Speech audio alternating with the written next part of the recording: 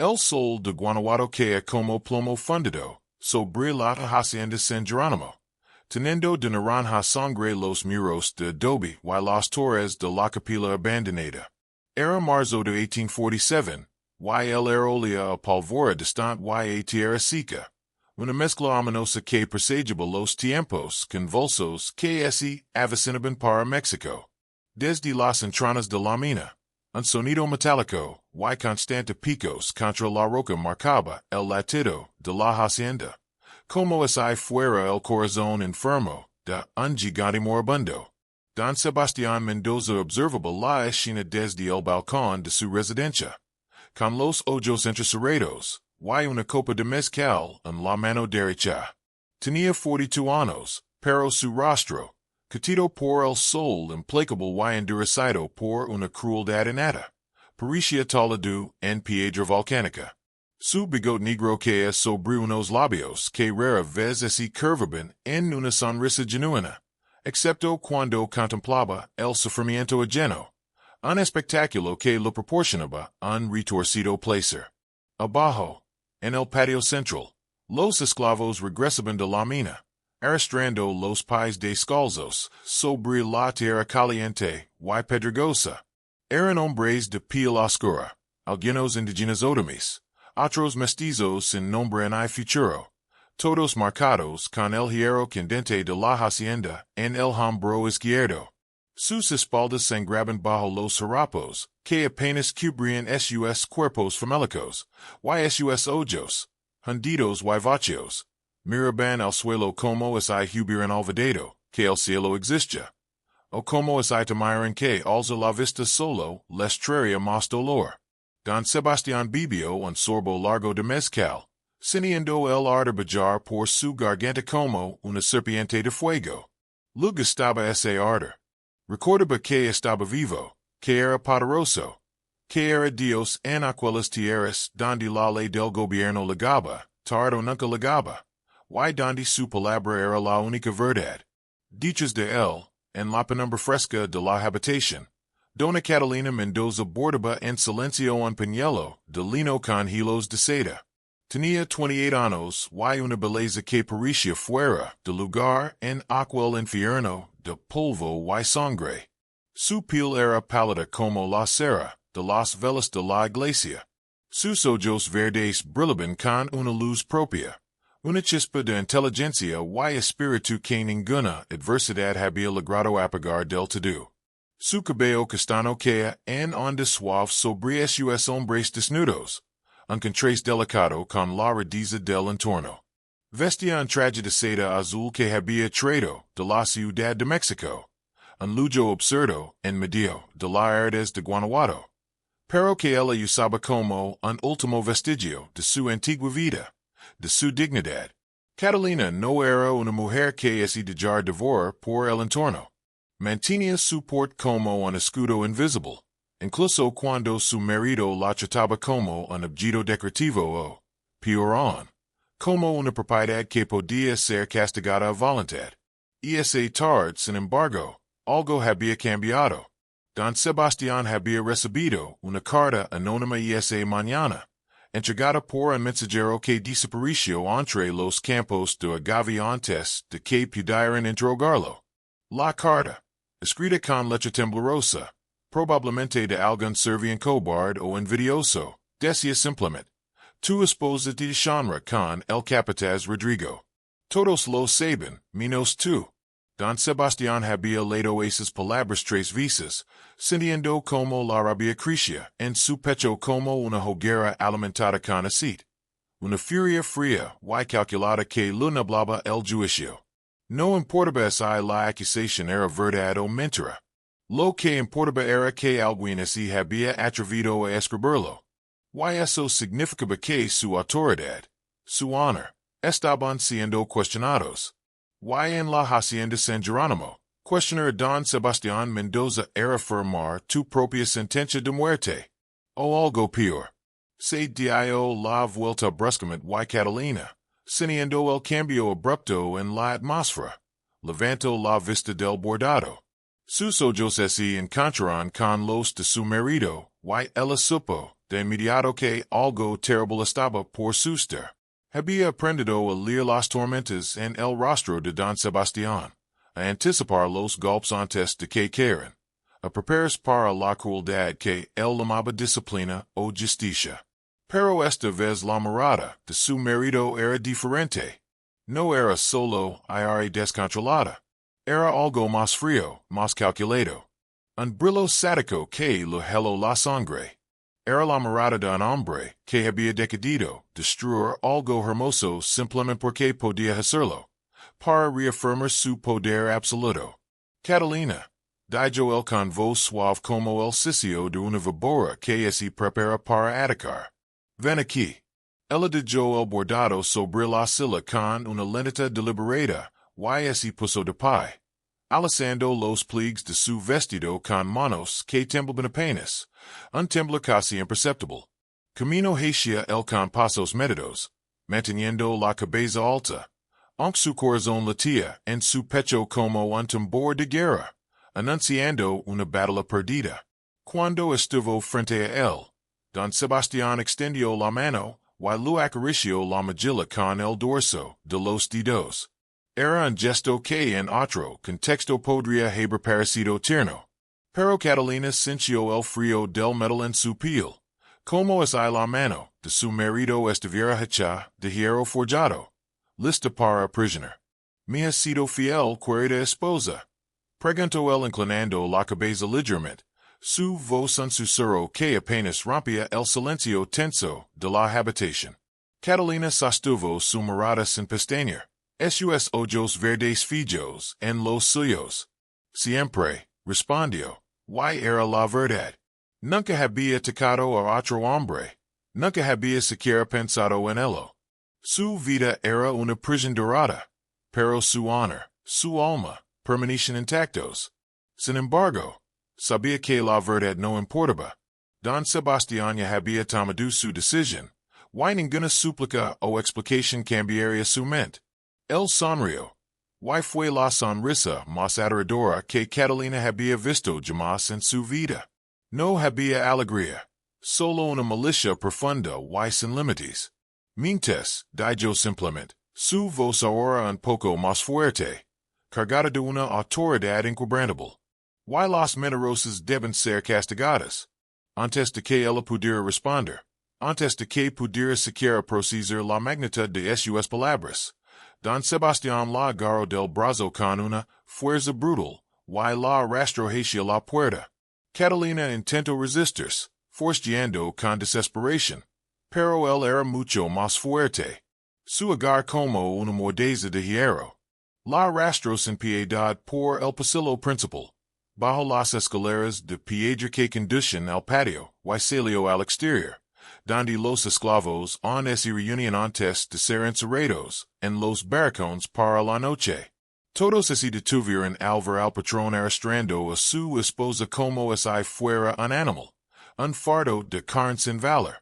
El silencio cayó sobre el patio como una mortaja pesada, un silencio cargado de expectación y terror. Don Sebastián empujó a Catalina al centro del patio, y ella cayó de rodillas sobre la tierra caliente y áspera. Su vestido de seda, antes empolado, se desgarró, y se manchó de polvo. Pero eso era lo último que le importaba. Levantó la vista, y vio a los esclavos mirándola con una mezcla de horror, confusión y una profunda impotencia. Algunos desvieron la mirada, incapaces de soportar lo que estaban presenciando, la humiliación de una mujer que, a pesar de su posición, era tan vulnerable como ellos. Otros simplemente esperaban con los rostros vacíos de toda emoción, como si ya hubieran visto demasiado sufrimiento para que uno más los afectara. Escuchen todos, gritó don Sebastián, su voz resonando contra los muros de la hacienda, amplificada por la quietud de la tarde. Esta mujer me ha desenredado. Ha manchado mi nombre y el nombre de esta casa.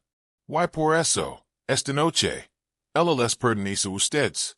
Un murmullo de incredulidad y horror recorrió el grupo de esclavos. Nadie se movió, nadie habló.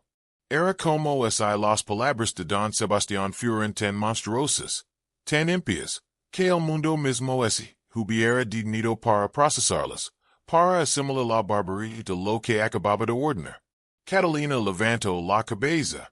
Sus ojos verdes, ahora llenos de lágrimas, se fijaron en los de su marido.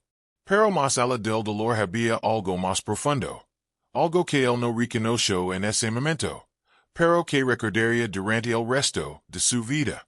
Era odio puro, destilado y concentrado como veneno de serpiente. Una promesa silenciosa de retribución. Sebastián susurró ella, su voz apenas audible, pero cargada de una fuerza inquebrantable. Te arrepentirás de esto. Te lo juro por todo lo sagrado. Te arrepentirás. El ese río. Una risa seca y cruel que se perdió en el air pasado. Las amenazas de una puta no me asustan, Catalina. Disfruta tu noche. Y con eso, Don Sebastián dio la vuelta, y regresó a la casa. Su figura desapareciendo en la oscuridad del umbral, dejando a su esposa arrodillada en el polvo, rodeada de hombres que no sabían qué hacer, que no querían hacer nada, pero que sabían que desobedecer al patrón significaba la muerte, una muerte lenta y dolorosa. Esas historias de crueldad ocurrían en muchos lugares de México. Díganos, ¿de dónde nos ve usted? La noche cayó sobre la hacienda San Jerónimo como un manto negro, denso y opresivo. Y con él alegaron los gritos. Gritos que se filtraron por las ventanas cerradas, que se colaron bajo las puertas, que resonaron en los pasillos vacíos como ecos de un infierno que nadie quería reconocer, pero que todos escuchaban. Don Sebastián bebió mezcal en su habitación tratando de ahogar los sonidos, de silenciar la voz de su conciencia, pero no pudo. Cada grito era un clavo en su alma, aunque él nunca lo admitiría. Se dijo a sí mismo que estaba haciendo lo correcto, que estaba defendiendo su honor, que estaba enseñando una lección, pero en el fondo, en algún lugar oscuro de su alma que él prefería ignorar, sabía que había cruzado una línea que no debería haberse cruzado. Una línea que lo condenaría para siempre. Cuando el amanecer llegó, teniendo el cielo de un gris pálido y melancólico, los esclavos regresaron a los barracones en silencio, sus rostros marcados por el horror y la vergüenza. Nadie habló de lo que había pasado, nadie se atrevió. Y en el centro del patio, Catalina yacía inmóvil sobre la tierra, con el vestido desgarrado, y el cuerpo cubierto de moretones, su piel pálida contrastando con la tierra rojiza. Pero sus ojos estaban abiertos, mirando el cielo con una intensidad que helaba la sangre. Una mirada que ya no era de dolor, sino de una determinación férrea. No estaba muerta, estaba viva. Y en su interior algo había cambiado para siempre. Algo oscuro y poderoso había despertado. Si estas historias oscuras del pasado, de México te estremecen, suscribid al canal para descubrir otros secretos, que la historia oficial intentó enterrar. Lo que viste fue solo el comienzo. Si quieres conocer el resto, activa la campana, y sigue las sombras, porque lo que Don Sebastián Mendoza no sabía que aquella noche no había destruido a su esposa. La había transformado. Y la venganza que ella estaba a punto de desatar sería tan lenta, tan meticulosa, tan devastadora, que el apellido Mendoza se convertiría en sinónimo de maldición durante generaciones. Un eco de dolor que resonaría a través del tiempo. 3 días después de aquella noche infernal, Catalina Mendoza aún no había pronunciado una sola palabra. Permanecía encerrada en una habitación pequeña del ala este de la hacienda, una celda improvisada que Don Sebastián había ordenado preparar para ella, más por miedo a lo que pudiera hacer que por un atisbo de compasión. La puerta estaba cerrada con llave desde afuera, y solo una sirvienta india llamada Xochitl tenía permiso para entrar 2 veces al día lavando agua y tortillas frías. Social era una mujer de unos 50 años, con el rostro secado de arrugas profundas que canaban historias de una vida dura y ojos negros que habían visto demasiado sufrimiento en aquella hacienda. Había servido en la propiedad desde que era niña, y conoce todos los secretos que los muros guardaban. Los castigos brutales, las desapariciones misteriosas, los cuerpos enterrados en la mina sin nombre ni cruz. Pero lo que lo habían hecho a Dona Catalina era algo que ni siquiera ella, con toda su experiencia en la crueldad humana, había presenciado antes. Cuando Social entró tar con la bandeja de comida, encontró a Catalina sentada en el suelo de tierra, con la espalda apoyada contra la pared de adobe. Su vestido azul, ahora un harapo de girones y suciedad, estaba manchado de sangre seca y polvo. Su cabello castaño caía sobre su rostro como una cortina rota, ocultando parte de su expresión. Pero lo que más inquieto a Social fueron sus ojos. No brillaban con lágrimas con el miedo paralizante que había visto en ellos antes. Brillaban con algo frío y antiguo. Una determinación gelada, como es algo más, algo ajeno y poderoso. Estuviera mirando a través de ellos, observando el mundo con una nueva y terrible perspectiva. Señora, susurró Social, dejando la bandeja en el suelo con un suave tintinio de metal contra barro. Debe comer algo. Se veía enferma. Catalina levantó la vista lentamente.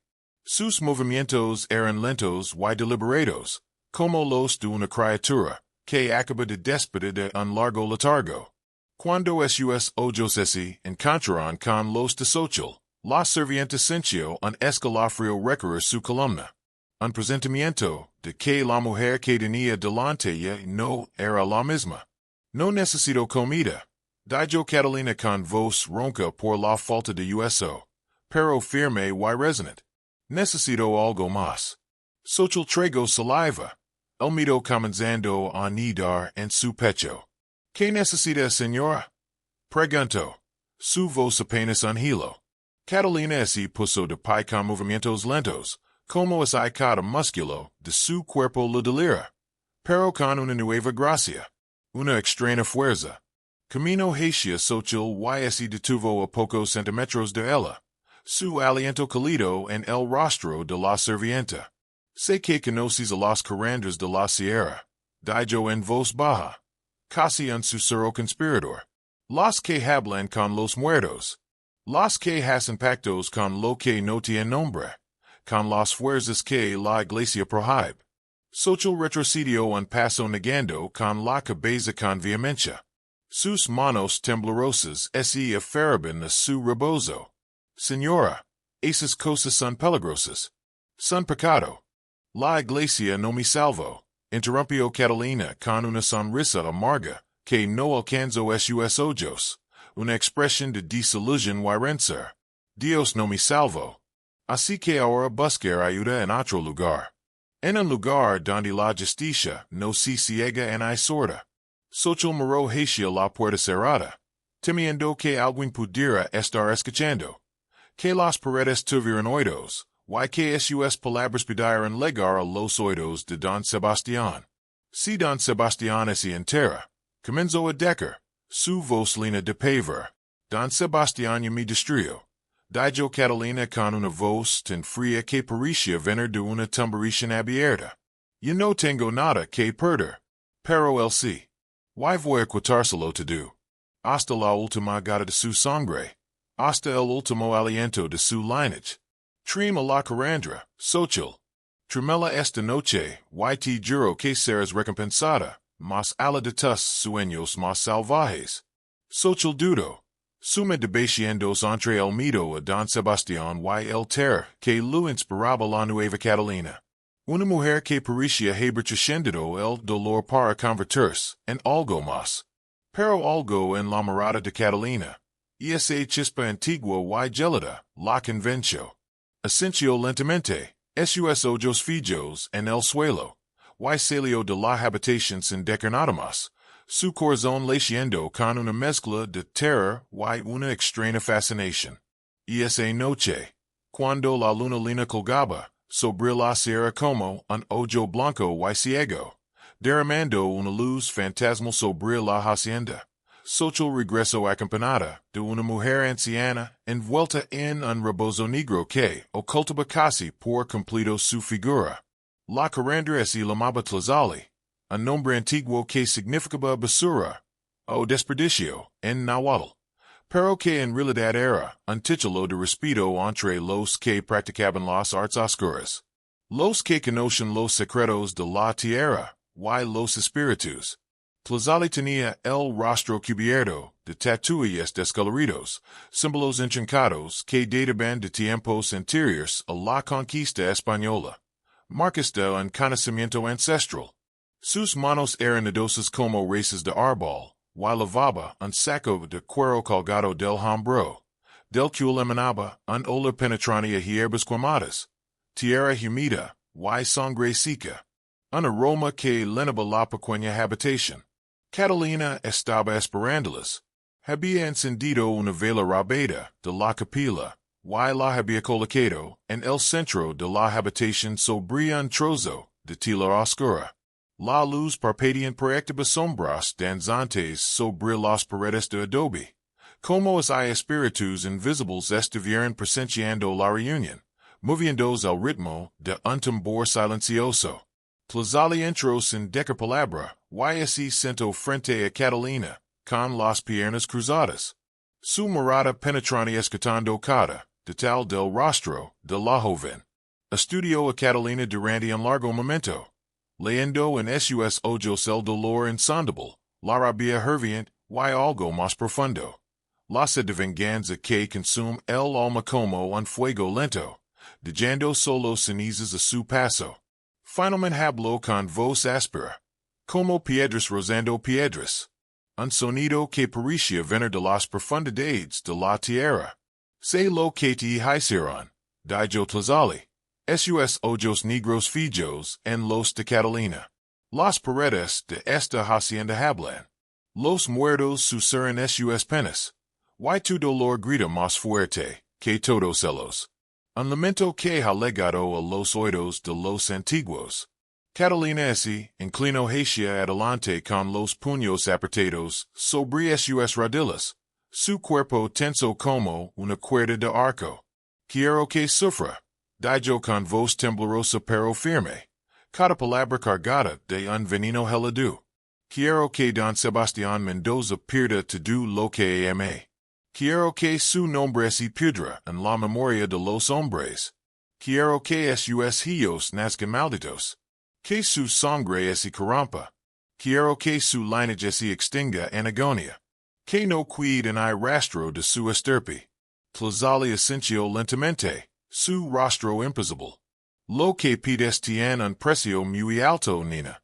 No solo para él. También para ti y para todos los que se atreven a cruzar este camino. No me importa, respondió Catalina sin un atisbo de duda en su voz. Su mirada fija en la carandra. Ya estoy muerta. Lo que queda de mí es solo venganza. Una sombra que busca justicia. La carandra sacó de su saco varios objetos, con movimientos lentos y ceremoniales. Un cuchillo de obsidiana negra afilado como una navaja, un cuenco de barro cocido, antiguo y desgastado, hierbas secas que olían a tierra de cementerio, y a noche sin luna, y un pequeño ídolo de piedra con forma de serpiente emplumada, una deidad olvidada. Coloco todo en el suelo entre ellas, y comenzó a murmurar en náhuatl. Palabras antiguas que hacen vibrar el aire como si la realidad misma estuviera siendo rasgada, abriendo un velo entre los mundos. Debes darme tu sangre, dijo Tlazali extendiendo el cuchillo de obsidiana hacia Catalina, su voz grave y resonant. Y debes pronunciar el juramento 3 veces, sin dudar, sin arrepentir. Porque una vez que las palabras salgan de tu boca, no habrá vuelta atrás. La maldición vivira más allá de tu muerte, más allá de la muerte de tus enemigos. Se alimentar de generaciones, de la sangre de los inocentes, y los culpables por igual. Catalina tomó el cuchillo sin vacilar. Sus dedos y serán alrededor de la empuñadura fría y lisa.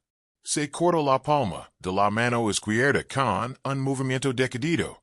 La sangre brotó oscura y espesa, goteando en el cuenco de barro. Un sacrificio silencioso. El dolor era agudo, punzante, pero ella no hizo ningún gesto.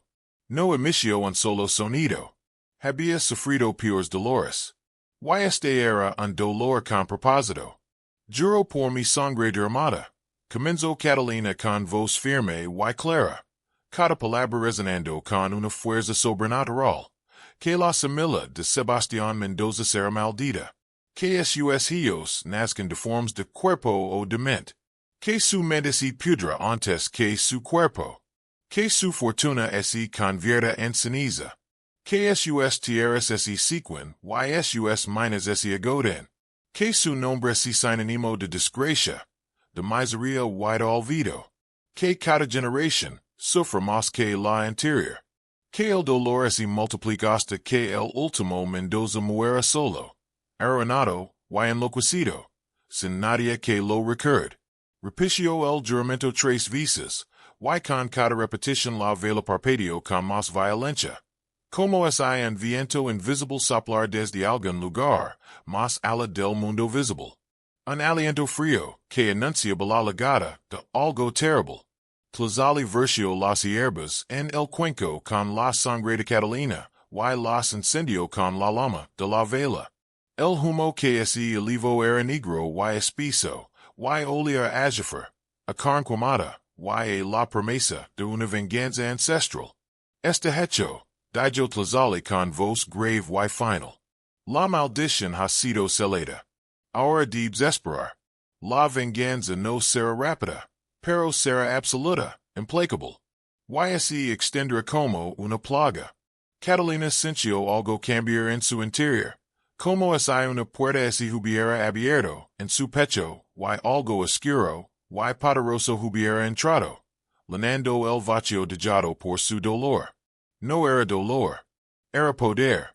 Un poder frío y terrible que la llenaba de una calma antinatural. Una serenidad macabra. Social, que había observado todo desde la puerta. Se santiguó repetidamente, murmurando oraciones en voz baja. Sus ojos llenos de terror y asombro. Sabía que acababa de presentar algo que la iglesia llamaría herejía, algo que los curas quemarían en la hoguera sin dudarlo. Pero también sabía que Dona Catalina tenía razón. Dios no la había salvado. Así que tal vez era hora de que otros dioses, más antiguos y más crueles, tomaran el control. Dioses que entendían la justicia de la venganza. Tlazali recogió sus objetos, con la misma lentitud ceremonial, y se puso de pie. No volveremos a vernos, lo dijo a Catalina. Su voz sonó en la habitación. Pero recuerda esto, la maldición no distingue entre culpables y inocentes. Devorará a todos los que leven la sangre Mendoza, incluso a los que no merecen sufrir, a los que no tienen culpa. Que así sí, respondió Catalina sin un atisbo de duda en su voz, su mirada fija en el humo que se disipaba. La carandra salió en silencio, seguida por Xochitl, dejando a Catalina sola con la vela moribunda, y el olor a humo negro. Ella se quedó sentada en el suelo durante horas, sintiendo como la maldición se extendía desde su corazón como raíces invisibles, hundiéndose en la tierra de la hacienda, buscando a su primera víctima, esperando el momento de atacar. No tuvo que esperar mucho. 2 semanas después, don Sebastián Mendoza recibió noticias de que su hijo mayor, Rodrigo, un joven de 17 años que estudiaba en la Ciudad de México, el mismo capataz mencionado en la carta anónima, había muerto en circunstancias extrañas. Según los informes, el muchacho había enloquecido repentinamente durante una cena con amigos, gritando que serpientes invisibles lo estaban devorando desde adentro, que sentía sus colmillos en su carne. Se había arrojado por la ventana de un tercer piso, estrelándose contra el pavimento de la calle empedrada. Los médicos no encontraron ninguna explicación. No había veneno en su cuerpo. No había signos de enfermedad. Simplemente había enloquecido, y muerto. Don Sebastián recibió la noticia en su despacho. Rodado de mapas de la mina, y documentos de propiedad. Al principio no reaccionó. Simplemente se quedó mirando la carta con expresión vacía. Como si no pudiera comprender las palabras. Luego, lentamente, arrugó el papel en su puño, y lo arrojó al fuego de la chimenea, observando cómo las llamas consumían la noticia de la muerte de su primogénito. No derramó una sola lágrima. No pronunció una sola palabra de dolor. Pero algo en su rostro cambió. Una sombra cruzó sus ojos. Una expresión de terror que nunca antes había permitido que se viera. Por primera vez en su vida, Don Sebastián Mendoza había sentido miedo. Un miedo frío y paralizante. Esa noche ordenó que liberaran a Catalina de su encierro. No porque se hubiera arrepentido. No porque sintiera remordimiento por lo que lo había hecho. Sino porque, en el fondo de su alma corrupta comenzaba a sospechar que lo había hecho a su esposa había desatado algo que no podía controlar. Algo que estaba más allá de su poder, y su crueldad. Catalina salió de su celda con la cabeza en alto, caminando por los pasillos de la hacienda como si fuera una reina regresando a su trono. Su figura esbelta y digna. No miró a su marido. No le dirigió la palabra. Simplemente pasó junto a él como si fuera un fantasma. Una sombra vengativa. Y se encerró en su antigua habitación, dejando a Don Sebastián solo con sus crecientes temores. Y desde ese día, Don Sebastián Mendoza comenzó a envejecer una velocidad antinatural. Su cabello se volvió blanco en cuestión de meses. Su piel se arrugó como pergamino, viejo, y sus manos temblaban constantemente, incapaces de sostener la copa de mezcal sin derramar una gota. Por las noches despertaba gritando, empapado en sudor frío, llorando que vea a su hijo muerto de pie junto a su cama, señalándolo con dedos acusadores, sus ojos negros como los de un abismo. La maldición había comenzado. Y no se detendría hasta que el último Mendoza caera, hasta que su linaje fuera borrado de la faz de la tierra. Paran 20 años desde aquella noche en la hacienda San Jerónimo. El tiempo implacable había cobrado su precio. Don Sebastián Mendoza murió en 1867 a los 62 años, aunque su cuerpo encorvado y consumido parecía tener 90. Murió solo en su habitación, con los ojos abiertos y la boca congelada en un grito silencioso, una expresión de terror grabada en su rostro. Los sirvientes que encontraron su cadáver juraron que la habitación olía a azufre y que las paredes estaban cubiertas de arenazos profundos, como si algo hubiera intentado salir con desesperación, o entrar con una fuerza incontrolable. Fue enterrado en el panteón familiar, sin ceremonia, sin lágrimas, sin nadie que lamentara su partida. Su nombre era sinónimo de desgracia y ruina en todo Guanajuato. Catalina había muerto 5 años antes, en 1862, consumida por una enfermedad misteriosa que los médicos no pudieron diagnosticar, una dolencia que la carcomió desde dentro. Pero antes de morir había dado a luz a 2 hijos más, Mateo y Elena, ambos nacidos después de aquella noche de horror. Y Don Sebastián siempre sospechó que no eran suyos, que eran fruto de la ignominia que él mismo había orquestado. Pero nunca se atrevió a decirlo en voz alta, porque en el fondo sabía que no importaba. La maldición no distinguía entre sangre legítima y bastarda. Todos los que llevaron el apellido Mendoza estaban condenados, marcados por el pecado original. Mateo Mendoza heredó la hacienda a los 25 años. Era un hombre alto y delgado, con los ojos verdes penetrantes de su madre, y el temperamento violento y impulsivo de su padre. Intentó restaurar la fortuna familiar, reabriendo las minas que habían sido abandonadas tras la muerte de don Sebastián, invirtiendo hasta el último peso en maquinaria moderna traída de Europa. Contrató nuevos trabajadores, prometió salarios justos.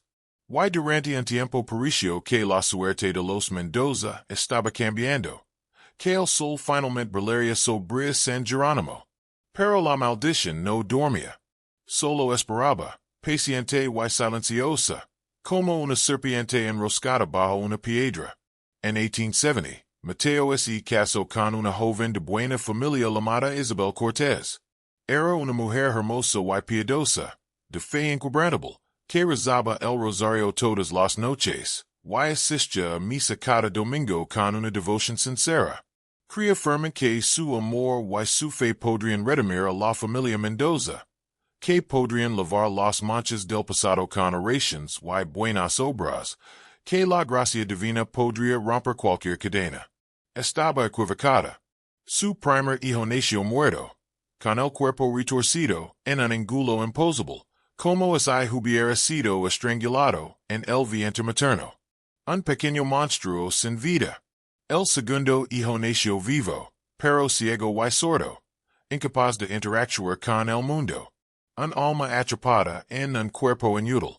El tercero nació con la columna vertebral curvada en un ángulo imposible, gritando de dolor desde el momento en que salió del vientre hasta que murió 3 días después.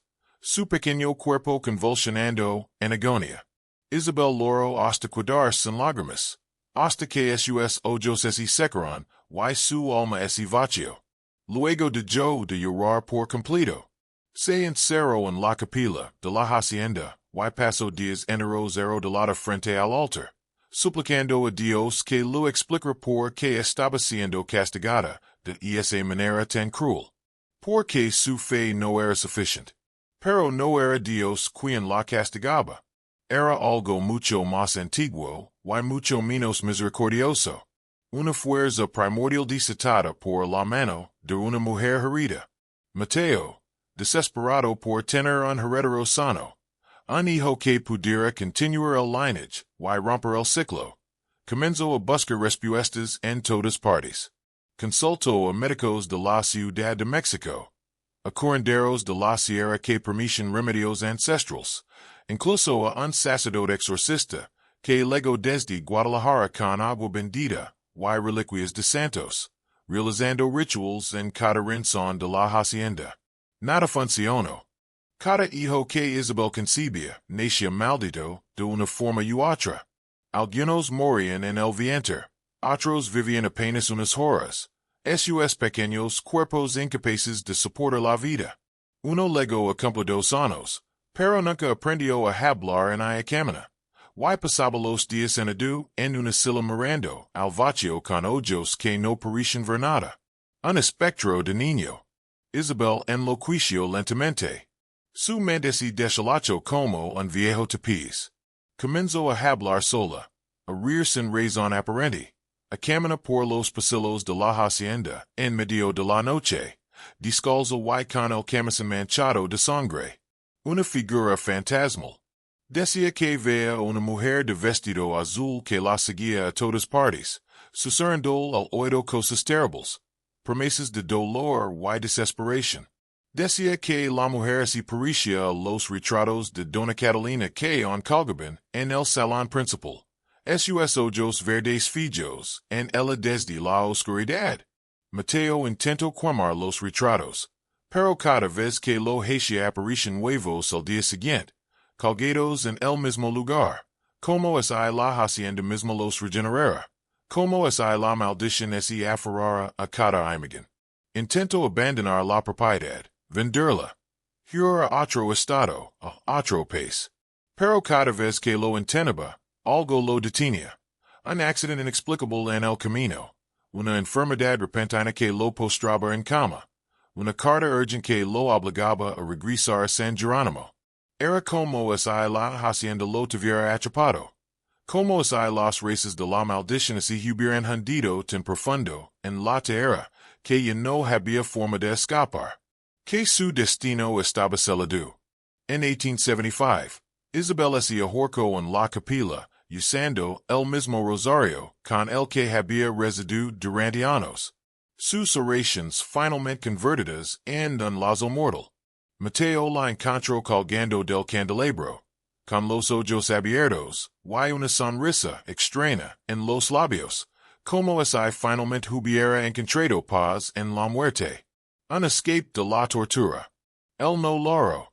Y no le quedaban lágrimas.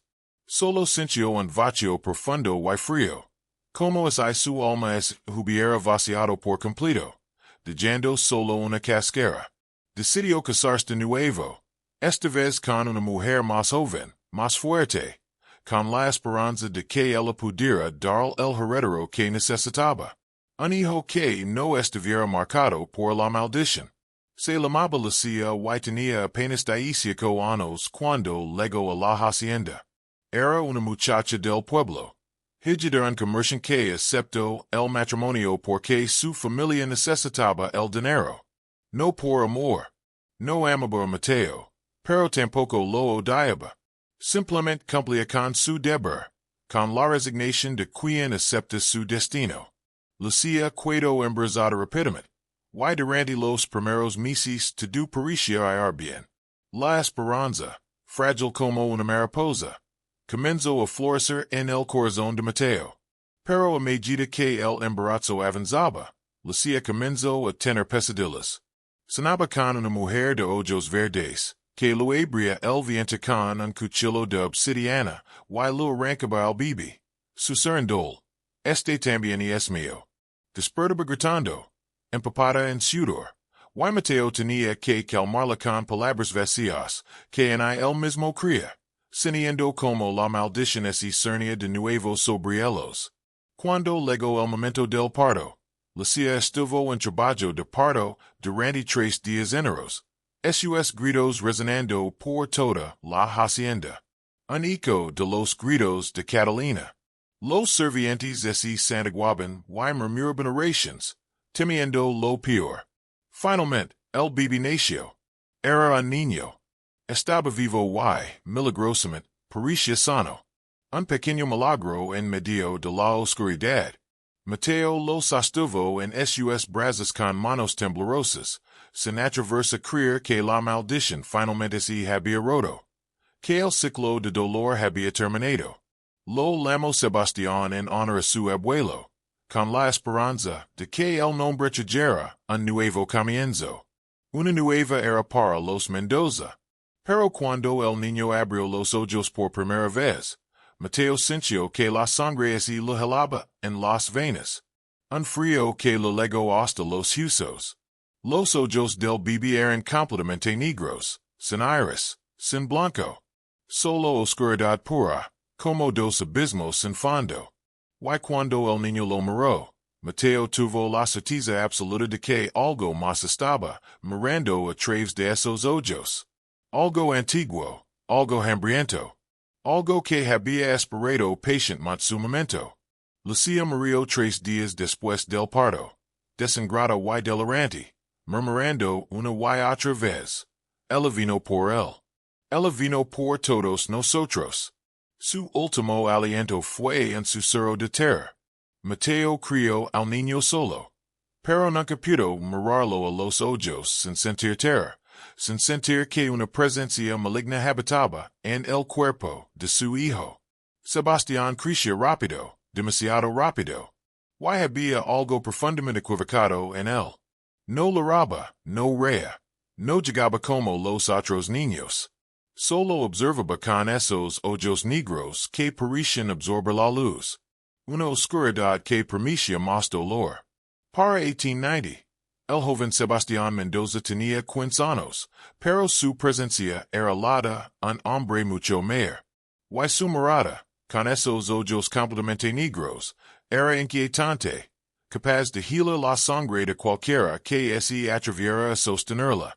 Era alto, delgado, y se movía con una gracia silenciosa que a menudo sorprendía a los servientes.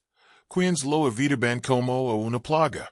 No mostraba emociones, en hay alegría en hay tristeza. Solo una fría indiferencia que lo hacía parecer lleno al mundo que lo rodeaba. Mateo, su padre, vivía en un estado de constante terror, consumido por el miedo a su propio hijo. La hacienda, bajo su administración, había sumido en una decadencia aún mayor. Las minas producían menos, las tierras estaban descuidadas, while la fortuna familiar evaporaba como agua en el desierto. Un día, Mateo fue encontrado muerto en el fondo de una de las minas abandonadas, su cuerpo destrozado por una queda. Algunos dijeron que fue un accidente. Otros susurraron que había arrollado el mismo, incapaz de soportar más la carga de la maldición, y el terror que lo inspiraba su hijo. Sebastián, a sus 15 años, herdó la hacienda San Jerónimo, un imperio en ruinas. Y a diferencia de su padre, él no intentó huir. En cambio, abrazó la oscuridad que lo rodeaba. Sebastián demostró ser un hombre de negocios brillante, un cruel y despiadado. Con una mente fría y calculadora, logró revitalizar las operaciones mineras, explotando a los trabajadores con una eficiencia brutal que habría enorgullecido a su bisabuelo. Expandió las propiedades, comprando tierras a precios irrisorios a hacendados arruinados por la sequía y la inestabilidad política. Su fortuna creció exponencialmente, pero su alma permaneció tan vacía como sus ojos. No buscaba el amor en la compañía, solo el poder y el control. En 1895, Sebastián se casó con Esperanza, la hija de un acaudalado comerciante de Zacatecas. Era una mujer de belleza etérea, con una piel pálida y ojos grandes y oscuros. Pero su matrimonio fue un pacto de conveniencia, desprovisto de cualquier efecto. Esperanza era tan fría y distante como él. Una mujer que había aprendido a sobrevivir en un mundo dominado por hombres crueles. Su unión fue una alianza de poder, no de corazones. Sus hijos, unos gemelos, nacieron en 1896. El primero, una niña, nació muerta, su pequeño cuerpo sin vida, un presagio sombrío. El segundo, un niño al que llamaron Rafael, sobrevivió, pero era enfermizo y débil, con una constitución frágil que lo mantuvo al borde de la muerte durante sus primeros años. Rafael creció aislado, un niño solitario que pasaba sus días en la biblioteca de la hacienda, devorando libros y sumergiéndose en las historias de su familia. A diferencia de su padre, Rafael tenía una curiosidad insaciable, una mente inquisitiva que lo impulsaba a desentrañar los misterios que rodeaban a los Mendoza. En 1905, cuando Rafael tenía 9 años, descubrió un viejo diario escondido detrás de una piedra suelta en la pared de la capilla abandonada. Era el diario de su bisabuela Catalina. Las páginas amarillentas y frágiles contaban la historia de la noche de horror, el pacto con Tlazali, el juramento de venganza y la maldición que se cernía sobre el lineage Mendoza.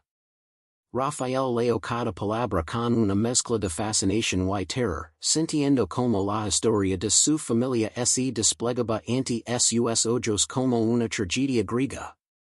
Con el diario en sus manos, Rafael confrontó a su padre Sebastián. El niño, tembloroso pero decidido, le mostró las páginas, exigiendo una explicación.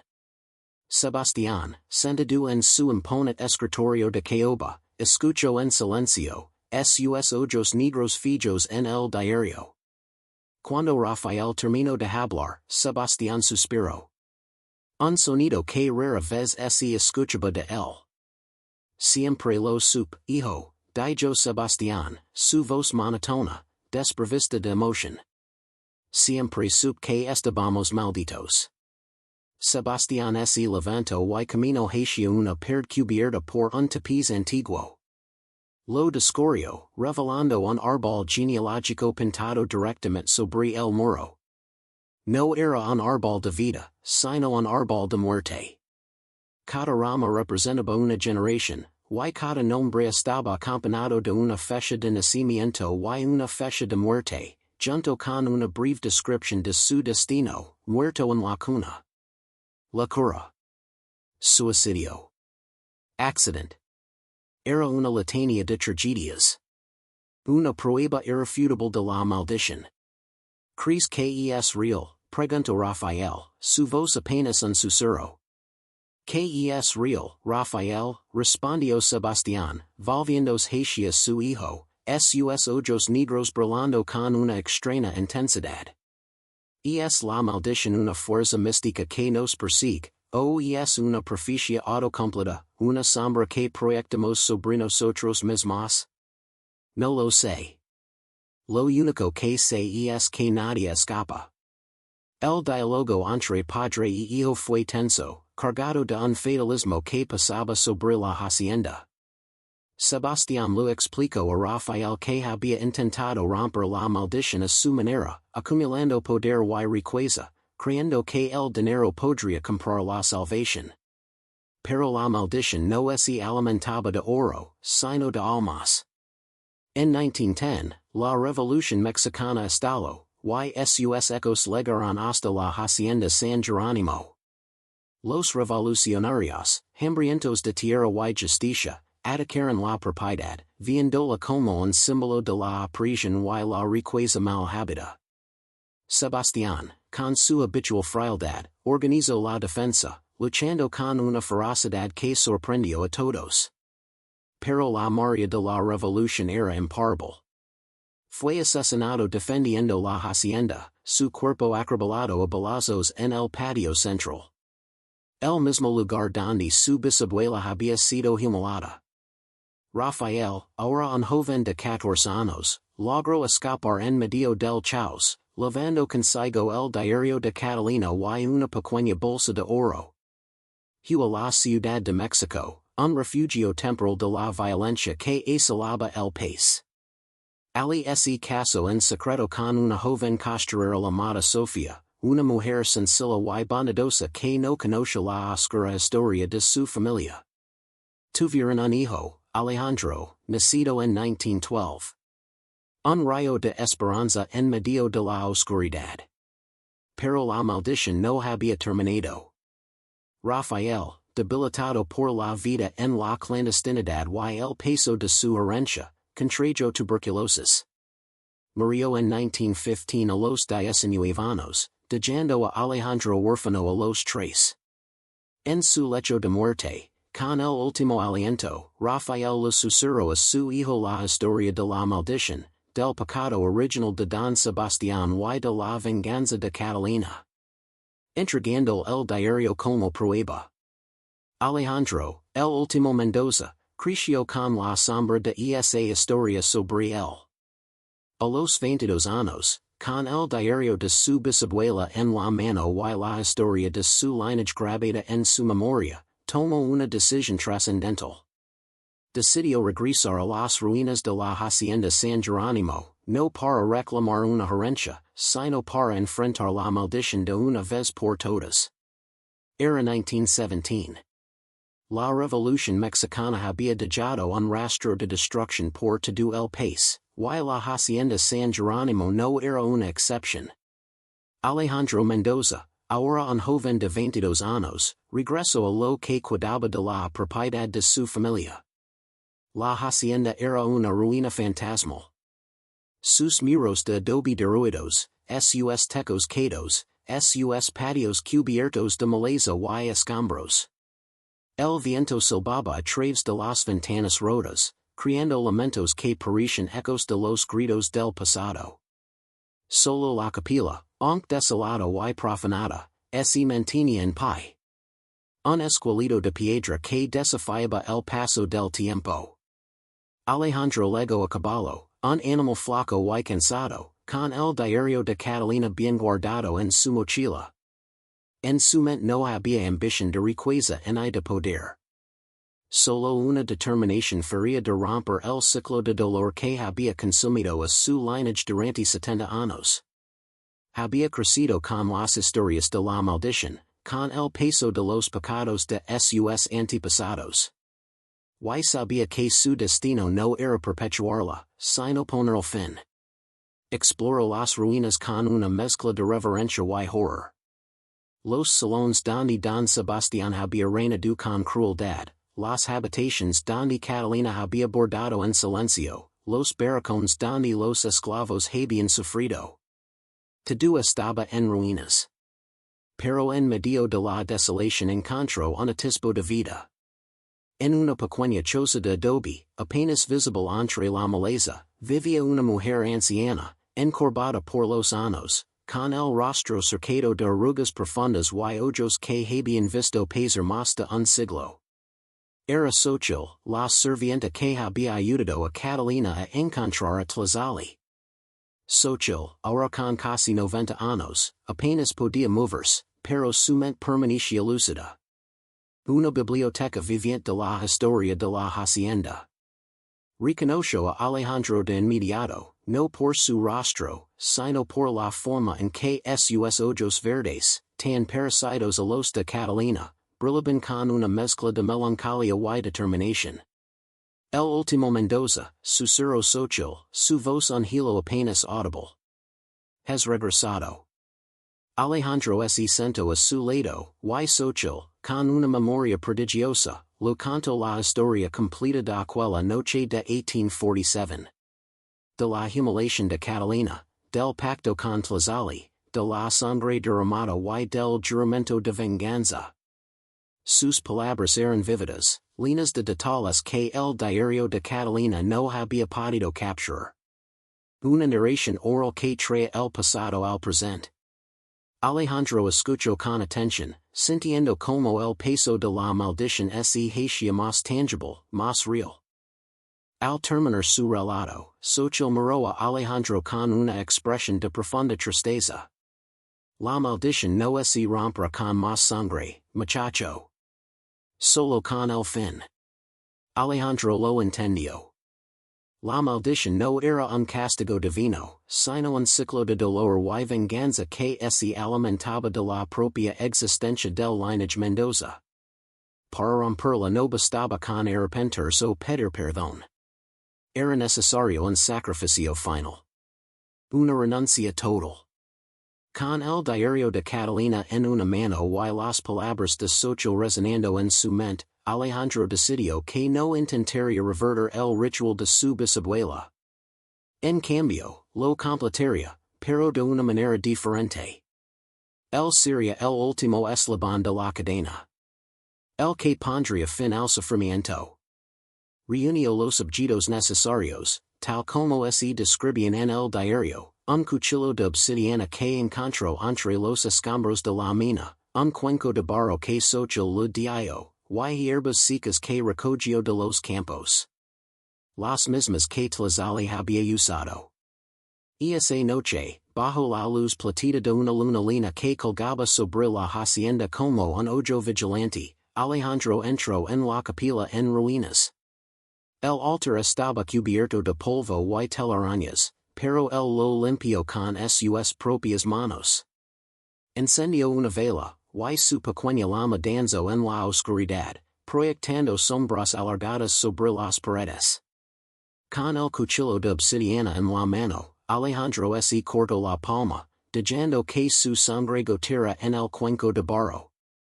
Luego, con voz clara y firme, pronunció un contrajuramento en náhuatl, aprendido del diario de Catalina, pero con una intención diferente.